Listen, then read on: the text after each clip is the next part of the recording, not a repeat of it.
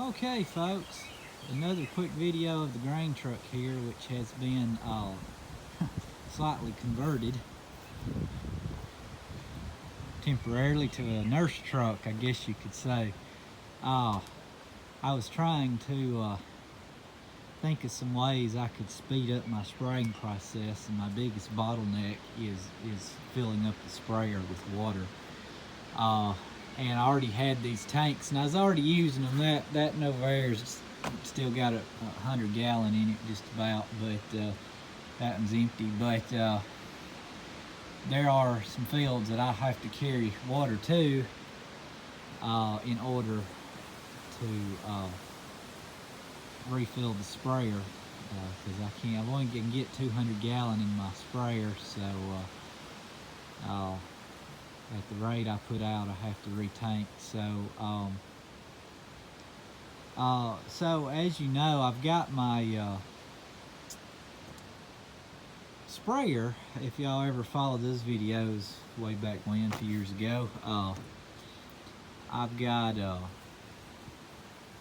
pump rigged up in a fill port with a valve and a hookup where I can draw water out of one of these tanks using the PTO pump on the tractor.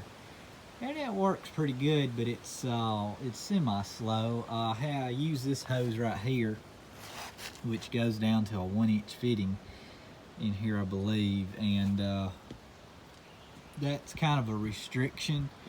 And same thing on the sprayer, it has an 1 3/4 fitting, so I can only get so much water volume through there for a period of time. So what I got looking at here was, since I got the truck kind of situated to where I want it, and some of the little maintenance and repairs I wanted to do, I thought, well, I'm going to use this thing for something. So as I either go ahead and take the sideboards off and get it ready for maybe hauling hay with it, or set these tanks in here and everything I need, and fill these tanks up with water and use it as a nurse truck. So for right now, any of you know, filling a tank up with a water hose, unless you got a lot of pressure, it takes a while. So I'm going to fill these things up. I'm going to put about 250 gallons in them each. I think they'll hold about 275, and that'll give me 500 gallons. And I'm going to use this big hose here, which has no restriction,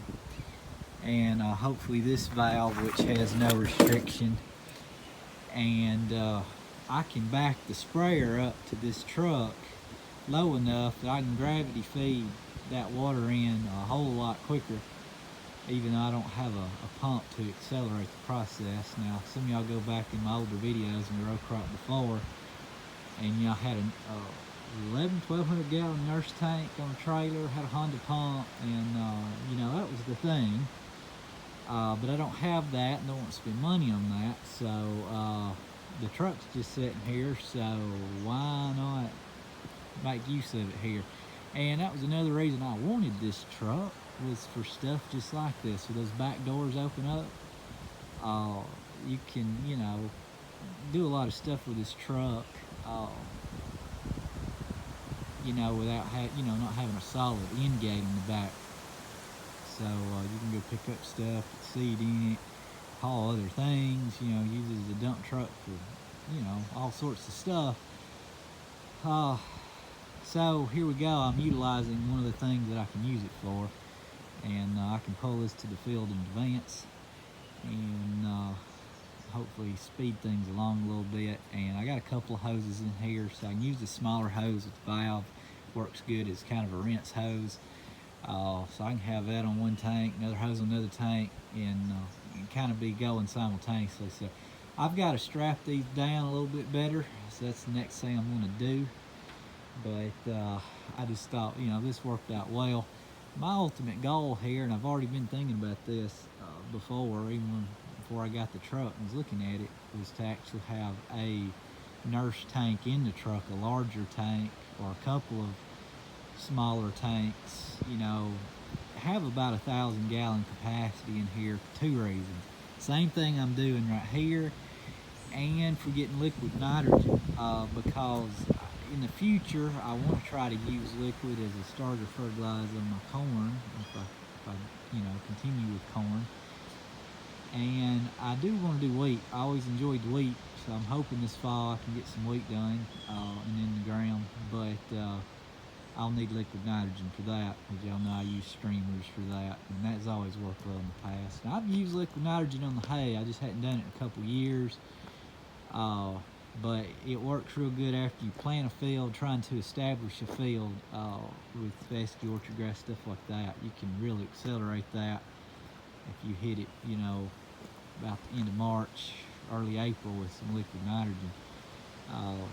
But anyway, you just got to be sure you still get the other fertilizer on the ground that you need. They're not loaded up too much with nitrogen. But anyway, that's that. I'll make this video quick. I'm gonna get those strapped down. I'm gonna pull it up and start getting these tanks filling up while I do some other things around here. I'm actually about to start working around the grain bins, so like I said, I could be planting today soybeans, but I'm gonna wait. Matter of fact, the next couple of days will be good enough to plant. But we hadn't really hit any 80-degree days yet. I really like to see temps hit 80 degrees for a little while during the day before I get to that point. And that looks like coming up here in the next weekend, we're supposed to start hitting some 80s. We've already touched them a couple of times, not very consistently, and it looks like a dry spell coming up going into that too. So I'm gonna hope for next weekend I'm gonna start putting beans in the ground, and you know, that'll put me right where I want to be, 1st of May time frame. That'd actually be, I think, Saturday is the 2nd of May, somewhere in there. So that would historically be around the period I want to start. So anyway, there you go. Thanks for watching. Grain truck turned nurse trailer, or nurse truck, whatever you want to call it. See ya.